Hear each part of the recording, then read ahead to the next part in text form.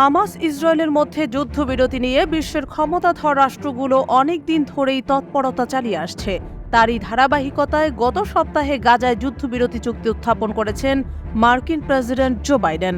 এই চুক্তিতে হামাসের কোনো আপত্তি না থাকলেও বরাবরের মতোই বেঁকে বসে ইসরায়েল। এবার যুক্তরাষ্ট্রের প্রস্তাবিত যুদ্ধবিরতি চুক্তি প্রত্যাখ্যান করেছেন ইরানের ভারপ্রাপ্ত পররাষ্ট্রমন্ত্রী আলী বাঘেরি কানি।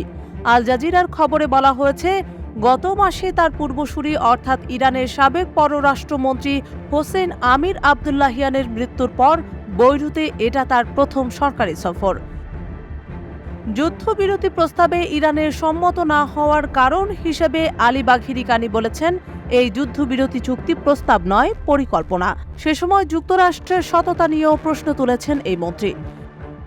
ইরানি দূতাবাসে এক সংবাদ সম্মেলনে ইরানের ভারপ্রাপ্ত পররাষ্ট্রমন্ত্রী বাঘেরি কানি বলেন, যুক্তরাষ্ট্র যদি আসলেই সৎ হয় তাহলে যুদ্ধবিরতির নামে পরিকল্পনা প্রস্তাব করার পরিবর্তে তাদের অবশ্যই একটি পদক্ষেপ নিতে হবে, আর তা হলো ইসরায়েলকে সব ধরনের সহায়তা বন্ধ করা।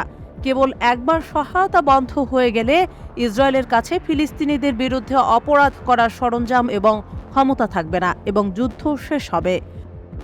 ওই বক্তব্যে লেবাননের বিরুদ্ধে সর্বাত্মক যুদ্ধ শুরু করার বিরুদ্ধে ইসরায়েলকে সতর্কও করেছেন নতুন দায়িত্বপ্রাপ্ত এই মন্ত্রী। লেবাননে হিজবুল্লাহর বিরুদ্ধে সর্বাত্মক যুদ্ধ শুরু করলে ইসরায়েল সংকটে পড়বে। সে সময় লেবাননকে প্রতিরোধের সূতিকাগার হিসেবেও বর্ণনা করেন তিনি।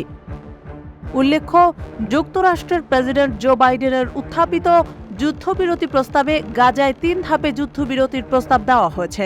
সেখানে বলা হয়, গাজা উপত্যকায় মানবিক ত্রাণ সহায়তা বাড়ানো হবে। এছাড়া যুদ্ধবিরতির সময় কিছু জিম্মিকে মুক্তি দেবে হামাস। বিনিময়ে ইসরায়েলের কারাগারে বন্দী থাকা ফিলিস্তিনিদের মুক্তি দেওয়া হবে।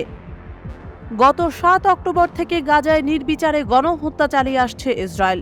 দখলদার ইসরায়েলের বিরতিহীন হামলায় এ পর্যন্ত নিহত হয়েছেন ৩৬,০০০-এর বেশি ফিলিস্তিনি, যাদের মধ্যে অধিকাংশই বেসামরিক জনগণ।